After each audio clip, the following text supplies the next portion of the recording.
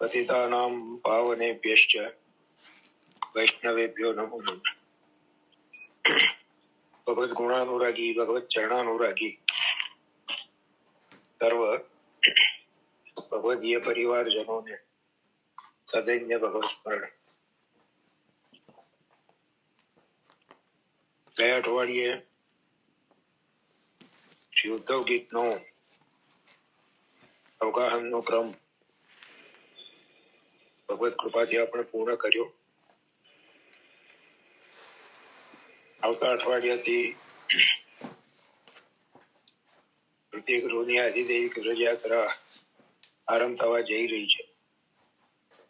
એટલે આપણે ગયા અઠવાડિયે જાહેર કર્યા પ્રમાણે આજે આપણે રથયાત્રાના પહેલા મળ્યા છીએ. હવે પછી રથયાત્રા પૂરી થયા પછી આપણો સત્સંગનો ક્રમ ફરી શરૂ થશે અને એની તારીખ યોગ્ય સમયે આપણા ગ્રુપમાં એની સૂચના પ્રસારિત કરવામાં આવશે.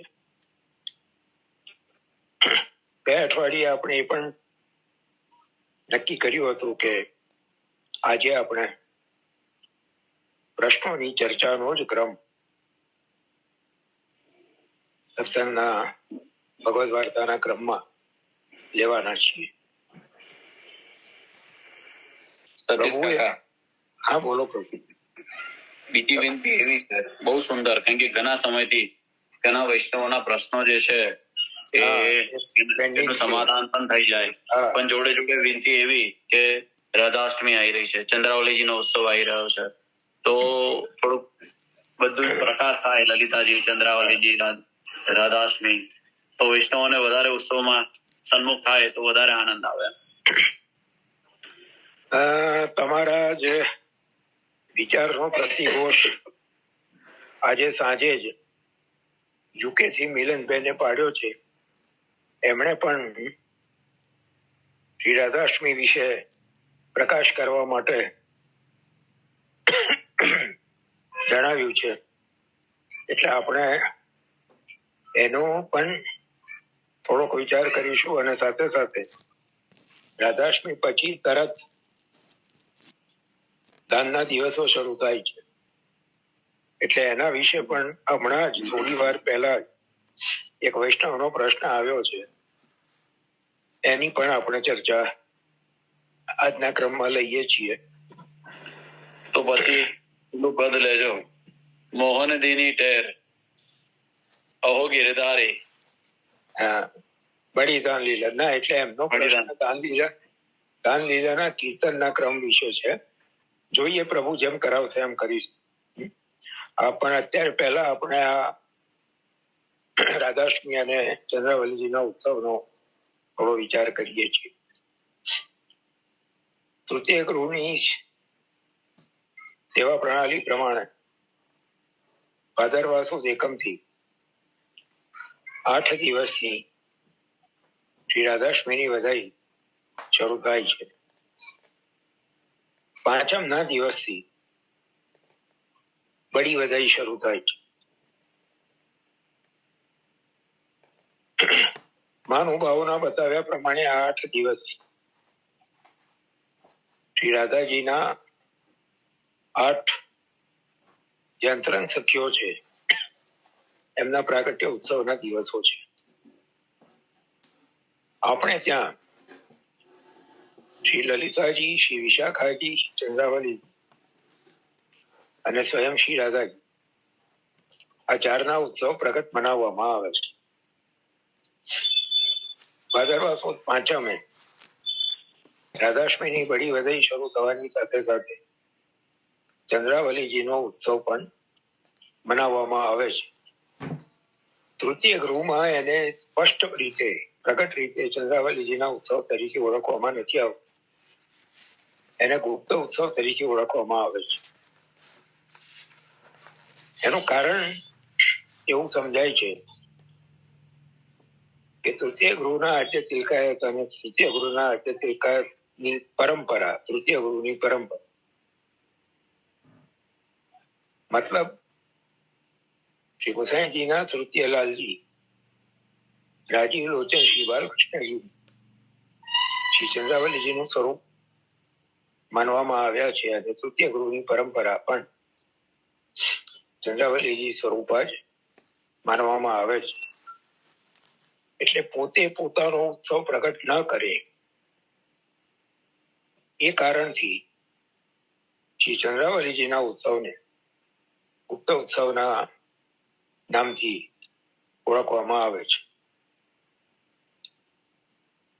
શ્રી પ્રભુના 4 મુખ્ય યુથેશ્વરીઓમાં શ્રી સ્વામિનીજી, શ્રી રાધાજી અને પછી દ્વિતીય સ્વામિની,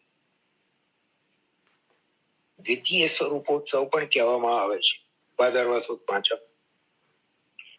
કારણ કે શ્રી ચંદ્રાવલીજી દ્વિતીય સ્વામિનીના સ્થાને બિરાજી છે. શ્રુતિ રૂપા ગોપીજનોના યુથના અધીશ્વરી છે. શ્રુતિ રૂપા એને આપણે અનન્ય પૂર્વાના નામથી પણ ઓળખીએ છીએ. અનન્ય પૂર્વા એટલા માટે કે એમના પ્રભુના પ્રાગટ્ય પૂર્વે જુદા જુદા ગોપો સાથે વિવાહ થઈ ચૂકેલા છે. આ ગોપ જે તે શ્રુતિના રક્ષક, અભિમાની દેવતા છે.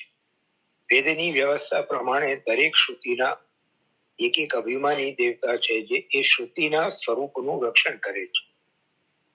તો એ જ અભિમાની દેવતા અહીંયા બ્રજમાં ગોપ રૂપે પ્રગટ થયા છે અને શ્રુતિ રૂપા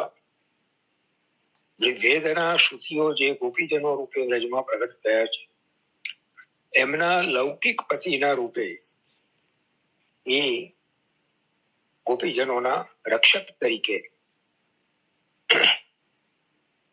સ્થાન ભોગવે છે.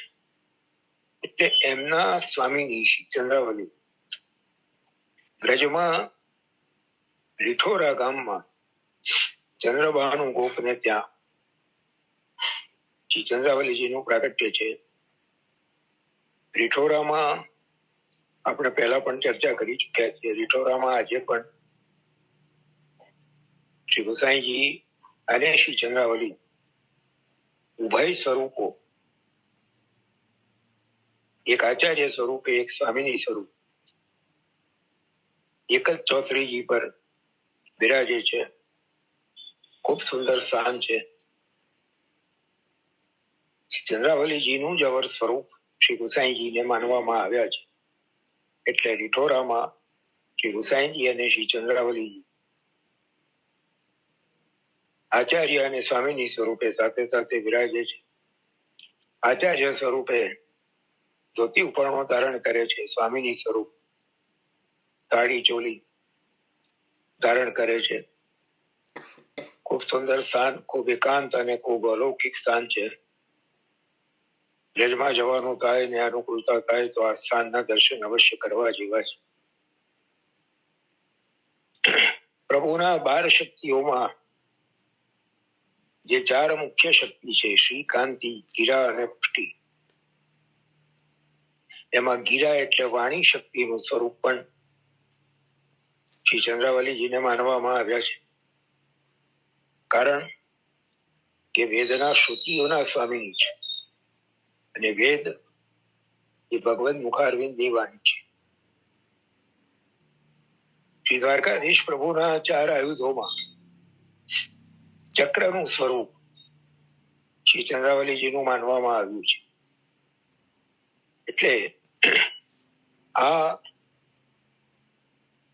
અલૌકિક દિવ્ય સ્વરૂપ શ્રી ચંદ્રાવલીજી અને રીઠોરામાં જે શ્રી ચંદ્રાવલીજીનું પ્રાગટ્ય સ્થાન છે ત્યાં વિરાજીને શ્રી ગુસાઈજી પ્રભુ ચરણોએ શૃંગાર રસ મંડન ગ્રંથનો દાન લીલા પ્રકરણ ની રચના કરી છે એવા ઉલ્લેખ પ્રાપ્ત થાય છે. એટલે આમ પણ રીઠોરા ઐતિહાસિક અને ખૂબ મહત્વનું સ્થાન છે. જવાનું થાય તો અવશ્ય દર્શન કરજો. આ શ્રી ચંદ્રાવલીજીનો ઉત્સવ આપણે 5મના દિવસે દ્વિતીય સ્વરૂપોત્સવ અથવા ગુપ્ત ઉત્સવના નામે મનાવીએ છીએ. ચંદ્રાવલીજી દ્વિતીય સ્વામીની હોવાને કારણે દોલોત્સવના બીજા દિવસે જે દ્વિતીયા પાઠ મનાવાય છે એને પણ દ્વિતીયા પાઠ એટલા માટે જ કહેવાય છે કે આ ઉત્સવ શ્રી ચંદ્રાવલીજીના મનોરથનું છે. એટલે ચંદ્રાવલીજીનું સ્વરૂપ અતિ અલૌકિક ગૂઢ સ્વરૂપ છે. શ્રી ગોસાઈજી પ્રભુચરણના જે ભાવાત્મક ગ્રંથો છે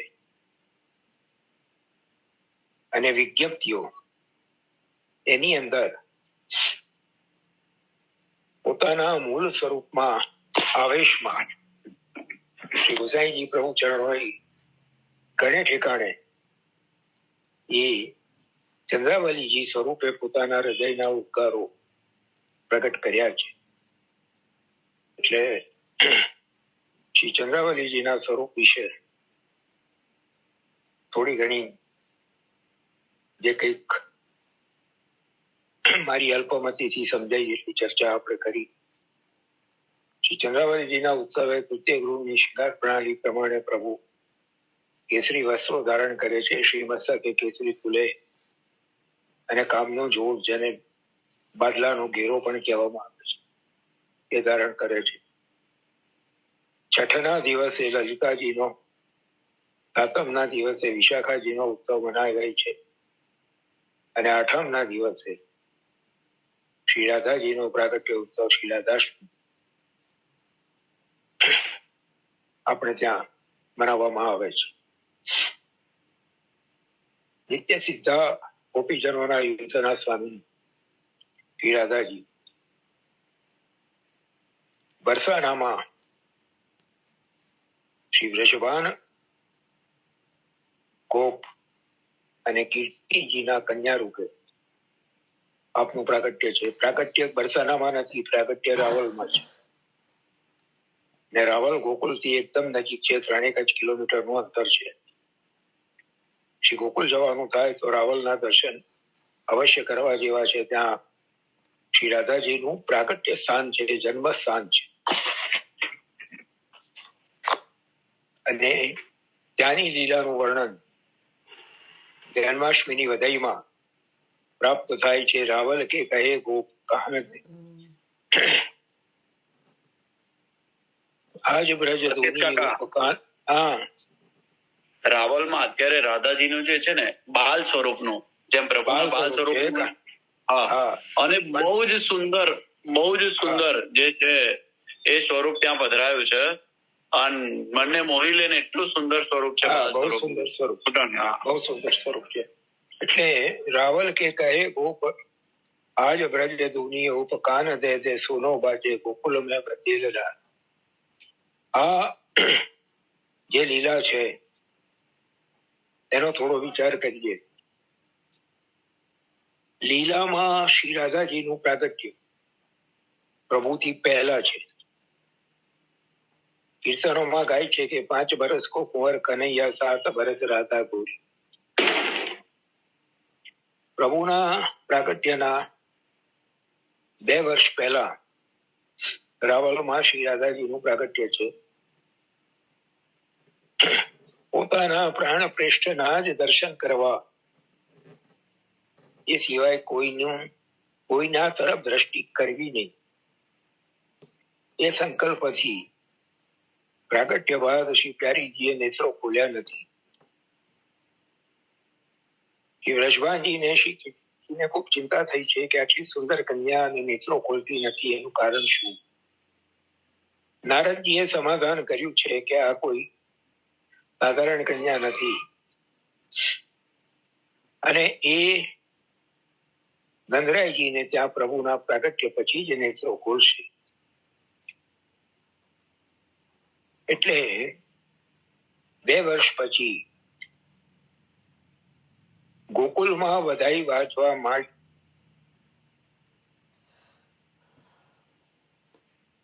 સમાચાર મળ્યા કે નંદરાયજીને ત્યાં પુત્રનું પ્રાગટ્ય થવાનું છે, યશોદાજીને પુત્ર જન્મ થવાનો છે, ત્યારથી રાવલમાં બ્રજભાનજી કીર્તિજી પ્રતીક્ષા કરી રહ્યા છે એ શુભ ઘડીની. અને રાવલના ગોપ ઊંચા વૃક્ષ ઉપર ચડી ચડીને કાન માડીને બેઠા છે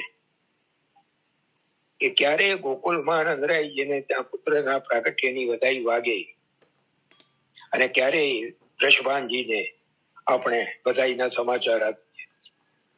એટલે એ લીલાનું વર્ણન આ કીર્તનમાં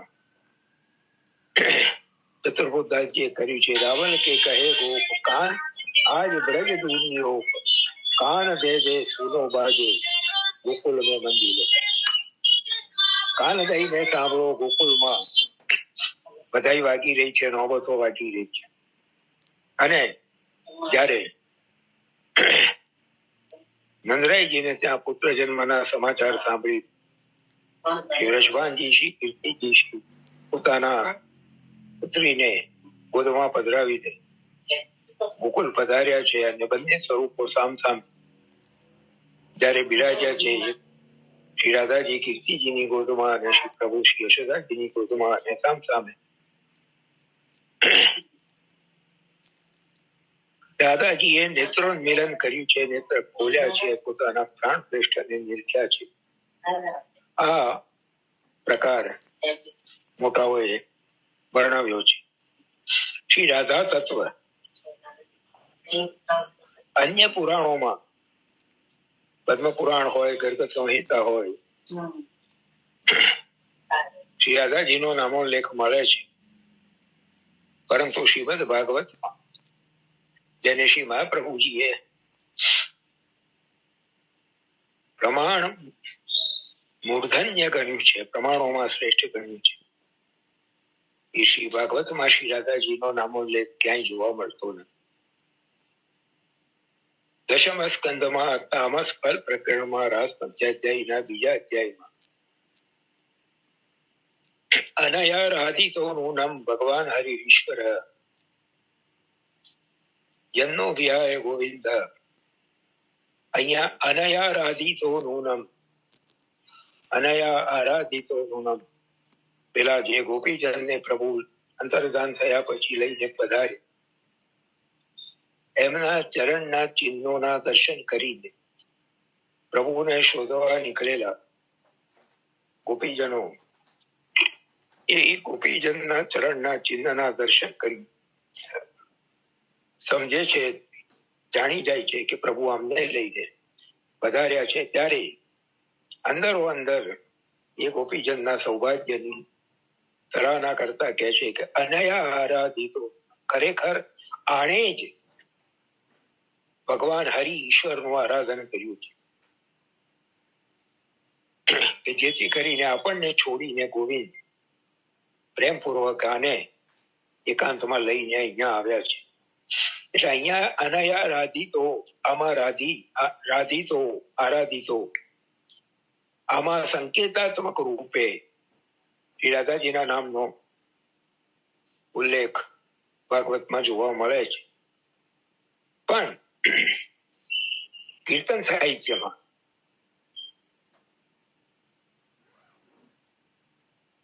શ્રી સ્વામીજી શ્રી રાધાજીના નામના ભરપૂર ઉલ્લેખો અને એમની સાથેની પ્રભુની લીલાઓ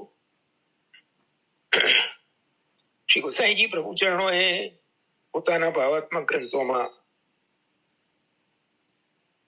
શૃંગાર રસ મંડળના દશોલ્લાસ પ્રકરણમાં પણ રાધે તવ પૂરયતુ મનોરથ મુદિતમિદમ હરિરાસમ, જે વસંતની અષ્ટપદી છે એના છેલ્લા શ્લોકમાં સ્પષ્ટપણે ઉલ્લેખ શ્રી રાધાજીના નામનો કર્યો છે.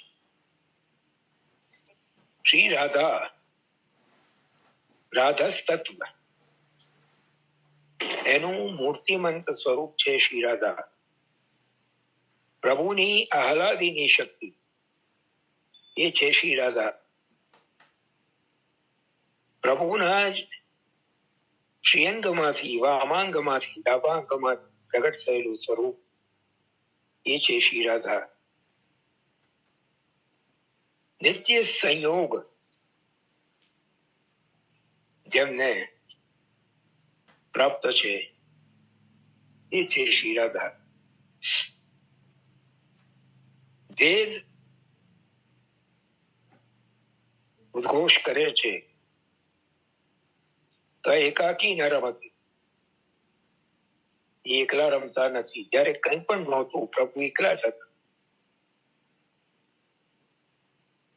ત્યારે એમને થયું તો એકાકી ન રમતે, એકલા રમણ નથી કરતા, એટલે સદ્વિતીય ઈચ્છા, એમણે બીજાની ઈચ્છા કરી. એમણે એવી પણ ઈચ્છા કરી, એકોહમ બહુ શ્યામ, હું એક છું એમાંથી અનેક થાવ. સદ્વિતીય ઈચ્છા, તેમણે બીજાની ઈચ્છા કરી, અને બીજા એટલે પોતાનામાંથી, પોતાના અર્ધાંગમાંથી, પોતાના વામાંગમાં પ્રગટ થયેલા પ્રભુના આહલાદીની શક્તિ રૂપા શ્રી રાધા.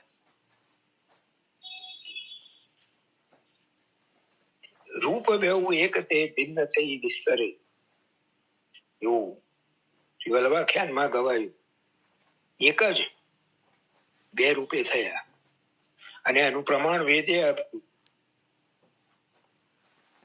આત્માનમ દ્વેધા પાર્થયત, એમણે પોતાના સ્વરૂપમાં બે વિભાગ કર્યા. વિભાગ કરીને પતિશ્ચ પત્નીશ્ચા ભવત, પતિ પણ પોતે થયા, પત્ની પણ પોતે થયા. મતલબ તાત્પર્ય એ કે શ્રી પ્રભુના અને શ્રી રાધાજીના સ્વરૂપમાં રૂપ અલગ છે, પણ વસ્તુતઃ બેઉ એક જ છે, કોઈ ભેદ નથી. પોતાના રસનો ઉપભોગ, કારણ કે પ્રભુ પોતે રસો વહી સહજ,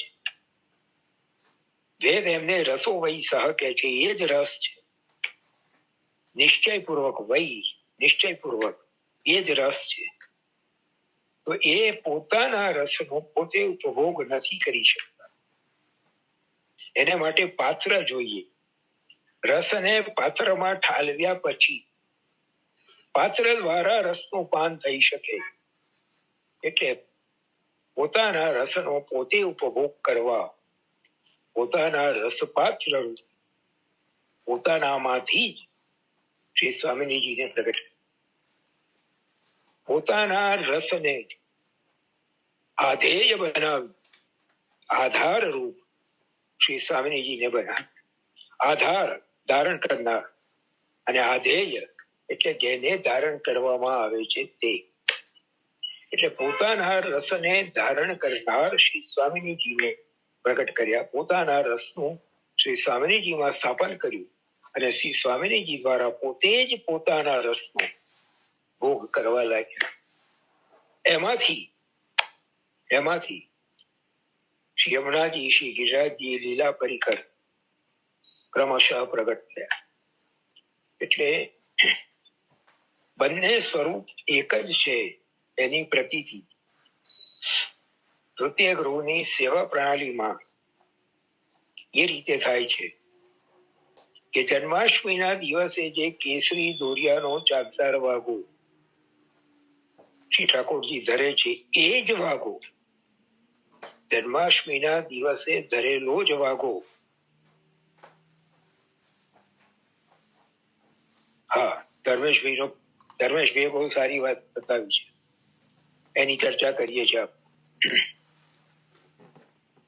જન્માષ્ટમીના દિવસે ધરેલો કેસરી દોરિયાનો ચાકદાર વાઘો જ પ્રભુ રાધાષ્ટમીના દિવસે ધરતી. બંને સ્વરૂપ એક જ છે એનું આ પ્રમાણ છે. કાંકરોલીમાં દ્વારકાધીશ પ્રભુના સ્વામિનીજી બિરાજે છે, અને પૂજ્યપાદ સરકારશ્રીએ ખૂબ ભારપૂર્વક જે આજ્ઞા કરી છે कि हमारे प्रभु के श्री स्वामिनी जी चारों युथेश्वरियों के भाव से भावित, और मुख्य श्री स्वामीनी स्वरूप ही है। અને એટલા માટે કાંકરોલીમાં રાધાષ્ટમીના દિવસે વર્ષમાં એક જ વાર શ્રી સ્વામિનીજીનું પ્રતિબિંબ સ્નાન થાય છે. શ્રી સ્વામિનીજી સ્નાન ચોકી સાગામાચી પર બિરાજે છે. સામે પરાતમાં સ્નાનના થાળમાં સ્નાન ચોકી પધરાવવામાં આવે છે. એમાં દર્પણ પધરાવવામાં આવે છે. દર્પણ એવી રીતે પધરાવવામાં આવે છે કે જેમાં શ્રી સ્વામિનીજીના પ્રતિબિંબનું દર્શન થાય. અને એ દર્પણમાં જે દર્શન પ્રતિબિંબનું થાય છે એ પ્રતિબિંબને એ દર્પણને દૂધથી સ્નાન કરાવવામાં આવે છે. આ તૃતીય ગૃહનો રાધાષ્ટમીનો વિશેષ ક્રમ છે. એટલે એ પણ એ પ્રમાણ આપે છે કે શ્રી સ્વામિનીજી, શ્રી દ્વારકાધીશ પ્રભુના શ્રી સ્વામિનીજી એ શ્રી રાધાજીનું જ મુખ્ય સ્વામિનીજીનું સ્વરૂપ છે. રાધાષ્ટમીનો બીજો પ્રકાર ભીતર તિલકનો છે. અભ્યંગ તો થાય છે સવારે પ્રભુનો, પણ રાજભોગ પછી, દર્શન મંગલ થયા પછી સ્વામિનીજી ભીતરથી નિજ મંદિરમાં પધારે છે, પ્રભુના સાથે બિરાજે છે અને ઉભય સ્વરૂપોનું તિલક થાય છે. અનોસરમાં પણ ઉભય સ્વરૂપો નિજ મંદિરમાં સાથે જ બિરાજે છે. અને એટલા માટે રાધાષ્ટમીના દિવસે કાંકરોલીમાં ઉત્થાપનના દર્શન ખુલતા નથી. અને કાંકરોલીમાં દ્વારકાધીશ પ્રભુને રાધાષ્ટમીના દિવસે જે પાછળ પીઠકના તકિયા પર જે ચોકઠું પીઠિકા ધરવામાં આવે છે એ રાધાષ્ટમીના દિવસે ધરાતી નથી. કારણ કે સ્વામિનીજી સાથે બિરાજે છે અને પીઠિકા ચોકઠું ધર્યું હોય તો સ્વામિનીજીને પરિશ્રમ થાય. એટલે એ હેતુથી તે દિવસે પ્રભુને ચોકઠું ધરવામાં આવતું નથી.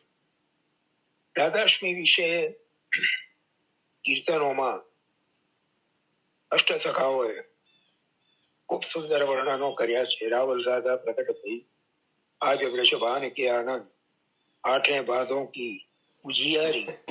જન્માષ્ટમીની વધઈમાં આવે છે આઠે ભાદોं की અંધિયારી, અને રાધાષ્ટમીની વધઈમાં આવે છે આઠે ભાદોं की ઉજિયારી. એટલે એ રાધસ તત્વ, એનો જો આધ્યાત્મિક અર્થ સમજવાનો પ્રયત્ન કરીએ તો એ રાધસ તત્વ એ જ શ્રી સ્વામિનીજીનું સ્વરૂપ છે. રાધસ તત્વનો અર્થ છે પ્રભુને પામવાની, પ્રભુને શોધવાની તીવ્ર લાલસા. આ રાધસ તત્વ છે. આ રાધસ તત્વ પ્રગટ થાય આપણામાં પ્રભુને સાક્ષાત સ્વરૂપે પામવાની તીવ્ર લાલસા, જે નિત્ય સંયોગ શ્રી સ્વામિનીજીને પ્રાપ્ત છે એમની કૃપાથી એની યોગ્યતા આપણને પ્રાપ્ત થાય. આવરણ સહિત વિરાજતા આપણા પ્રભુ આવરણમાંથી બહાર પધારીને સાક્ષાત સ્વરૂપે આપણે ટેલ અંગીકાર કરે. એ રાધસ ભાવ, એ તીવ્ર લાલસા, એ જ રાધસ તત્વ છે. એ જ સ્વામિનીજીનું આધ્યાત્મિક સ્વરૂપ છે. તો રાધાષ્ટમીના દિવસે પ્રભુની ટેલમાં હાથ પવિત્ર કરતા ઉભય સ્વરૂપોના ચરણોમાં આ રાધસ તત્વની આપણને પ્રાપ્તિ થાય એવી વિનંતી આપણે અવશ્ય કરીએ. તો રાધાષ્ટમી અને શ્રી ચંદ્રાવલીજીનો ઉત્સવ, આ બે વિશે થોડી ઘણી જે કંઈક મારી અલ્પ બુદ્ધિથી બની આવી એ ચર્ચા કરી.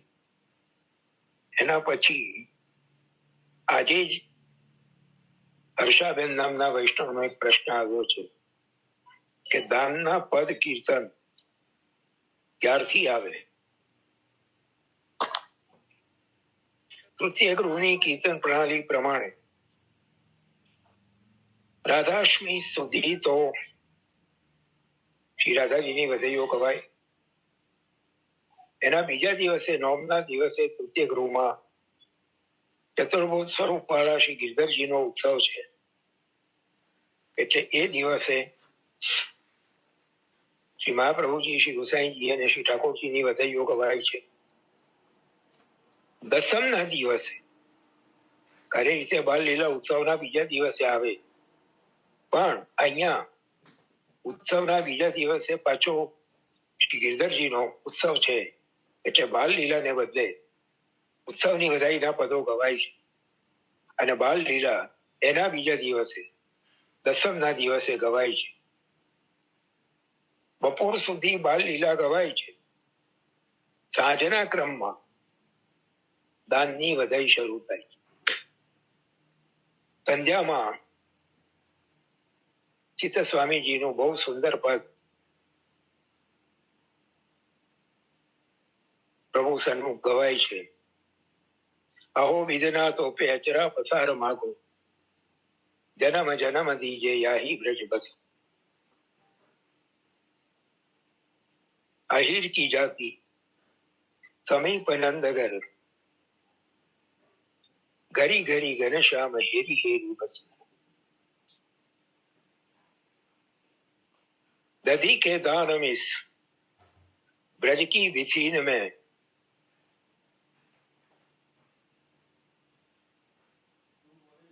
झकझोरन अंग अंग को परसो. અને ચિત્ત સ્વામી ગિરિધરન શ્રી વિઠ્ઠલ શરદ કી રૈન રસ રાસ કો બિલસ. પ્રમાણ પ્રમેય સાધન અને ફલ ચારેય આ એક કીર્તનની 4 પંક્તિમાં ચિત્ત સ્વામીજીએ માંગી લીધા. જન્મ જન્મ દીજે યાહી બ્રજ બસકો.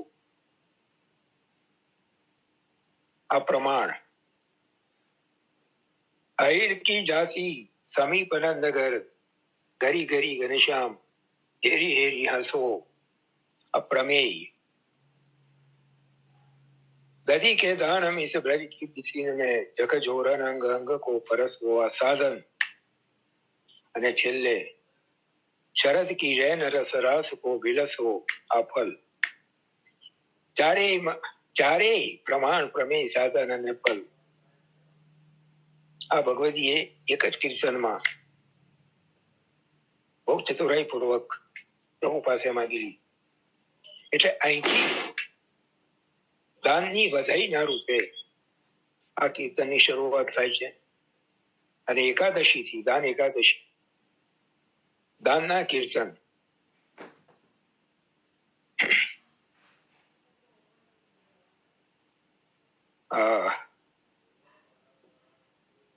બહુ સુંદર સવારે મંગળામાં ગવાય છે. દેવ બંધારું મને અત્યારે કેમ યાદ નથી આવતું. અમારો દાન દેહો ગુજરે. ત્યાંથી એકાદશીના દિવસે દાનના કીર્તનોની શરૂઆત થાય છે. રાજભોગ આવ્યામાં છાકના કીર્તનો ગવાય છે. બાકીના બધા સમયમાં દાનના કીર્તનો ગવાય છે. કોડવામાં ધ્યાન એકાદશીના દિવસે ઓડે માઈ મદન મોહન શ્યામ એ કીર્તન કોડવામાં ગવાય છે.